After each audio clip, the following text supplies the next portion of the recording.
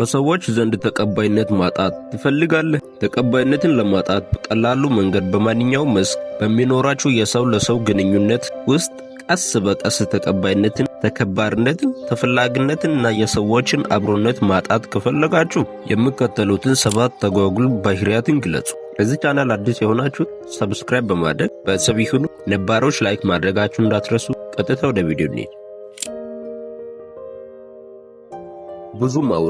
ብዙ ማውራት የእውቀትና የተግባር ማጣት ምልክት ነው። ለሌላው ሰው ሐሳብ ጊዜ ባለመስጠት ሁል ጊዜ እሱ ብቻ ከሚያወራ ሰው አካባቢ መሆን የሚፈልግ ሰው የለም። ብዙ የሚያወራ ሰው ደግሞ ውስጡ ነጭ ወረቀት የሆነ ነው። ነገር ግን አንዳንዶች አለማወቃቸውንም አያውቁም።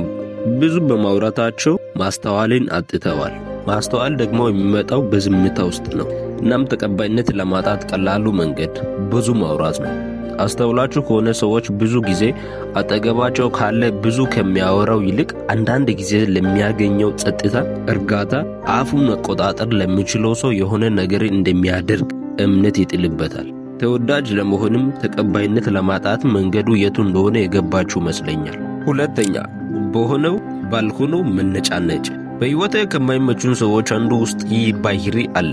እኔን በሌላ በኩልም ያሳዝኑኛል። ምክንያቱም የሆነውን ያልሆነውን በጸጋ ባለመቀበላቸው የሚሰቃዩት ስቃይ አይደለም። እናም ሰዎች እንደዚህ አይነት ሰዎችን አብሯቸው እንዲሆኑ አይፈልጉም። መነጫነጭ የአቅመ ቢስነት ምልክት ነው። የምነጫነጭ ሰው አቅም የሌለው ሰው ከመሆኑም በላይ የሰሚውንም አቅም ስለሚጨርስ ሰዎችን ያርቃል። ሶስተኛ፣ አሉታዊነት ያልበሰለ ማንነትና አመለካከት ምልክት ነው። በሁሉም ነገር ላይ አዎንታዊውን ከማግኘትና ከማውራት ይልቅ አሉታዊውን ከሚያረግብ ሰው ቢጤዎችን ብቻ ነው የሚሰበስበው።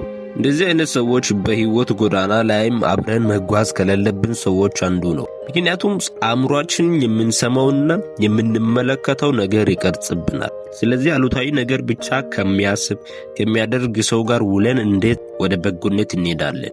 አራተኛ፣ ተቃዋሚነት የቅንዓትና የመበለስ ስሜት ምልክት ነው። ሁል ጊዜ ሰዎችን የመቃወምን ሐሳብ ከሚሰነዝር ሰው አካባቢ መክረም የሚፈልግ ሰው የለም። አንዳንድ ነገሩ ልክ ቢሆንም ራሱ ኢጎስት ከመሆናቸው የተነሳ ሐሳቡ ከሱ ያልመነጨ በመሆኑ ክሬዲት እንደማይሰጥ በአእምሮ ሲረዳው አንተን ልተርብ የሚፈልግ ሰው አለ።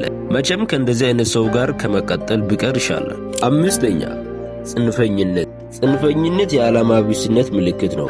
ዓላማ የሌላቸው ሰዎች የቀረበላቸውን የአክራሪነት አጀንዳ መከተልን ያዘውትራሉ። ውጤቱም ጨዋና ሚዛናዊ ሕይወት መኖር የሚፈልጉ ሰዎችን ማራቅ ነው። ስድስተኛ፣ ስስነት ያልዳነ ቁስል የመኖሩ ምልክት ነው። በሆነ ባልሆነ ነገር ከሚጎዳ ሰው ጋር በመሳቀቅ መኖር የሚፈልግ ሰው ማግኘት ከባድ ነው። ሰባተኛ፣ ግትርነት የጠባብነት ምልክት ነው። ግትር ሰዎች አመለካከታቸው ጠባብ ስለሆነና ከእነሱ ሐሳብና አቋም ውጭ መቀበልን ስለማይፈልጉ ሰዎችን ያርቃሉ።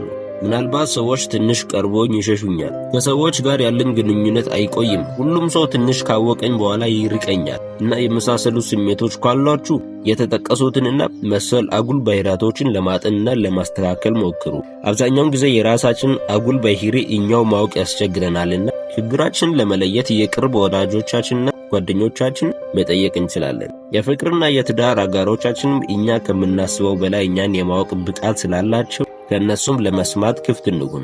ከማህበራዊ ተቀባይነት ውጭ ምንም ነገር ማከናወንም ሆነ ወዴትም ከፍታ ማደግ ስለማንችል እናስብበት። እስከዚህ ድረስ ስላዳመጣችሁን ከልብ አድርጌ አመሰግናለሁ። በሌላ አስተማሪ ቪዲዮ እስክንገናኝ ቸር ሰንብቱ።